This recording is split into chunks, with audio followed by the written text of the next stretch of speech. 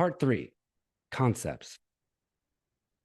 A concept in non-duality refers to any mental idea, belief, or thought structure that creates the illusion of separation or duality.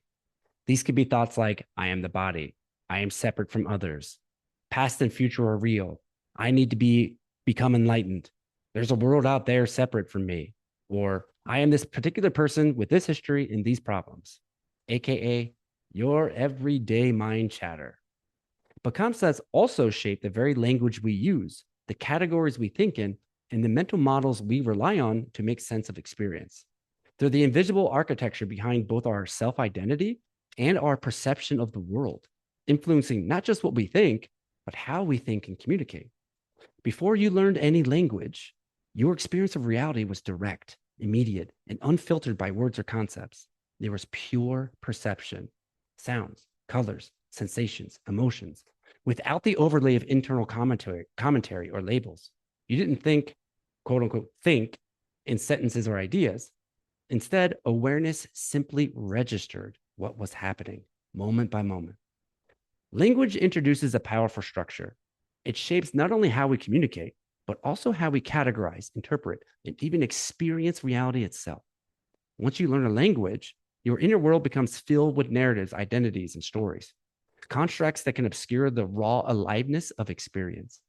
In this sense, language acts like a lens or filter, organizing the world into familiar patterns, but also distancing you from the directness of being. This question points to a deeper truth explored in both philosophy and spirituality. Your fundamental nature is prior to language, prior to concepts, prior to even the sense of being a separate self. The you before language is pure awareness, open, unconditioned, and intimately connected to everything without the boundaries imposed by words or ideas. Indian sage Papaji's teachings highlights how identity is shaped almost entirely by conditioning. From the moment you're born, he taught, you're given a name, assigned a gender, taught a language, and gradually layered with beliefs about who you are and how the world works. But what if none of that happened? He would ask visitors to his ashram. Take a moment to sit and meditate on that one in silence.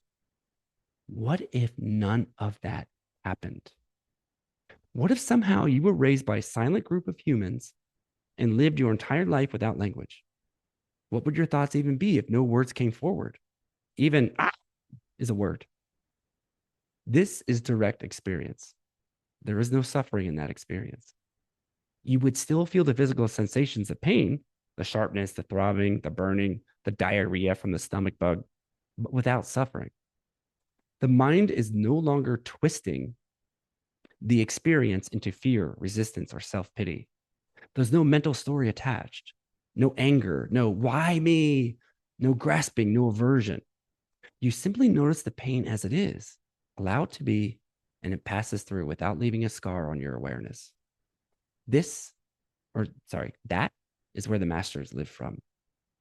Furthermore, Papaji taught, if a baby born in Germany were immediately taken to Mexico and raised there, they would grow up speaking Spanish, absorbing Mexican culture, and identifying with that environment, demonstrating that language, nationality, and even personal identity are not innate, but adopted through circumstance and repetition. Everything you believe yourself to be, your name, nationality, gender, beliefs, and even your personality, is all a product of conditioning brought on by language. If these core aspects can change so easily depending on where and how you're raised, how can they be fundamentally real? As Papaji and other non-dual teachers emphasize, anything that changes cannot be your true essence, because the only thing that is real is that which can't change. And the only thing that can't change is the fundamental consciousness.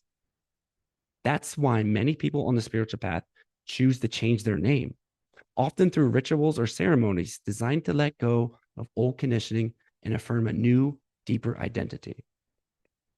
Across cultures and traditions, name change ceremonies mark profound transformation, symbolizing the release of past identities in the embrace of one's true nature. Adyasanti, Papaji, the list goes on and on, Gangaji. Many people adopt a new spiritual name to get rid of their attachment to the egoic identities from before. Me too. My first real name is Ken, and I often now go by the name Kanchana, which means it's okay or no worries in Korean. Identity is a real ego loving tool used to trap us in illusion. For instance, in America, people often say, I am depressed, directly identifying with the emotion. While in the Ukraine, people often say, I am feeling depression, which acknowledges the feeling as a passing state rather than an identity. This subtle difference highlights how we tend to take on various identities, not just with emotions, but with roles. I am a parent, beliefs. I am a skeptic, nationality. I am an American, personal history. I am a survivor, physical attributes. I am tall, and professions. I am a doctor. The list goes on and on and on and on and on and on ad infinitum.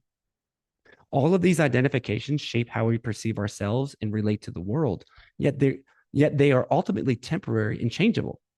Recognizing this helps us see that our true nature is deeper than any label or identity we might adopt.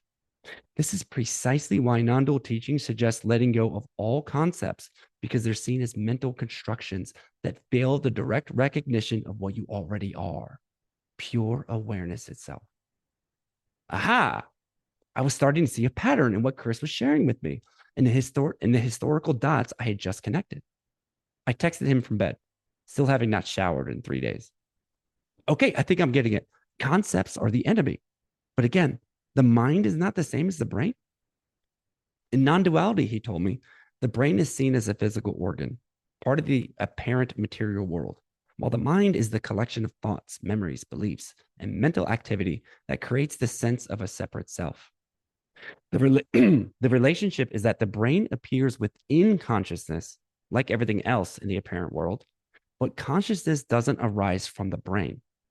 Rather than the brain producing consciousness, consciousness is what's aware of both the brain and the mind's activities. It's not like the mind has this little room inside your brain and windows in that room and a bed and pictures on the wall and calls it home, Campbell said. Try to find yourself. Where does it live? You'll quickly find that it has no home and was never real to begin with. The mind is considered the primary veil that creates the illusion of separation. It's the constant mental chatter that makes you believe you are a separate individual. The brain is just another appearance in awareness, while the mind is the mechanism that creates the dream of being a person. In this view, when the mind becomes completely quiet and is seen through, what remains is pure awareness, which was never actually produced by or dependent on the brain. The brain is like hardware that consciousness uses to express itself in this apparent reality.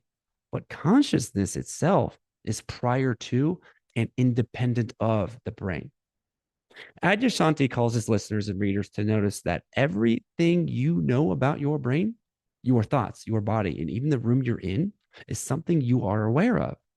All of it appears within consciousness. You never actually experience anything outside of awareness. Never. You cannot literally experience anything outside of awareness. Fundamentally, you have to be aware in order to experience something. The brain doesn't produce consciousness. Consciousness is what knows the brain, the mind, and the world. Or as Adyashanti said, thoughts in your head are really no different than the sound of a bird outside. It is just that you decide that they are more or less relevant. I once heard Rupert Spira say in a talk of his on YouTube that triggered a deep shift within me and really landed this home for me. Try to go to any place in the past or history, or in the past or future, right now. Can you visit it? Can you plant yourself in that moment? You can't. There's only the now. There is only consciousness, awareness, he said. Even the thoughts of the past and future arise from the now. The most commonly cited analogy of this in non-duality is to think of consciousness like a movie screen, and the brain, along with everything else you experience, as like the images projected onto that screen. The images, people, places, even the brain itself, appear and move across the screen, but the screen itself is always present, unchanged and unaffected by what appears on it. You can see a fire, a flood, or a beautiful landscape on the screen, but the screen itself is never burned, wet, or beautified. Similarly, all experiences, including thoughts about the brain, arise within consciousness, but consciousness itself is not produced by or altered by those experiences. These are just concepts right now. I get it. And it's completely natural if they don't fully make sense to the mind. This understanding isn't something you can grasp intellectually. It often only becomes clear after a real energetic shift in consciousness occurs, using the tools and methods laid out in this book later. It didn't make sense to me until the mind had dissolved away during various transmissions and meditations. You can only know the real power it has over you once it's dissolving or gone. Kind of like you can't really appreciate how loud a constant background noise was until it suddenly stops and you experience the profound silence that was always there underneath. Ultimately, the teachings in later mystical and deep meditative experiences showed me that the mind must go in order to reach higher states of consciousness.